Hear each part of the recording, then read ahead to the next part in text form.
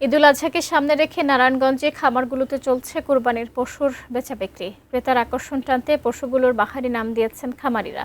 জেলায় এবার গরুর চেয়ে আলোচনার শীর্ষে রয়েছে অ্যালবেনো মহিষ, ডোনাল্ড ট্রাম্প ও নেতানিয়াহু। এ বিষয়ে বিস্তারিত জানিয়েছেন প্রতিনিধি হাসান মজুমদার বাবলু।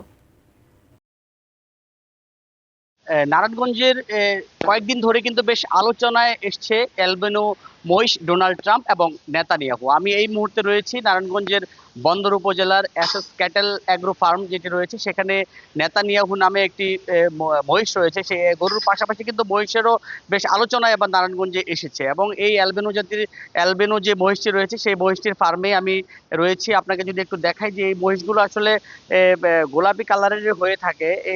এই ফার্মটিতে অন্তপক্ষে প্রায় 20টি অ্যালবেনো মহিষ রয়েছে। সেই অ্যালবেনো এই 20টি মহিষের মধ্যে একটি মহিষের নাম তারা রেখেছেন নেতানিয়াহু, ইসরায়েলি প্রেসিডেন্ট যিনি রয়েছে তার নামে নামকরণ করা হয়েছে। তার অন্যতম কারণ হচ্ছে মহিষটি প্রচুর খ্যাপাটে মহিষ, তার এই চরিত্র কারণে কিন্তু খামারের যে কর্মকর্তারা রয়েছে তারা কিন্তু এই মহিষটির নাম নেতানিয়াহু দিয়েছে। পাশাপাশি আমরা জেলা প্রাণী সম্পদ কার্যালয়ের সাথে কথা বলেছিলাম, তারা যেমনটি বলছেন যে এই আসন্ন পবিত্র ঈদুল আজহাকে ঘিরে কিন্তু নারায়ণগঞ্জে 1,03,000 পশুর চাহিদা রয়েছে। সেই 1,03,000 পশুর চাহিদার পাশাপাশি প্রায় 1,13,000 পশু নারায়ণগঞ্জে প্রস্তুত রয়েছে, বিভিন্ন খামারে রয়েছে।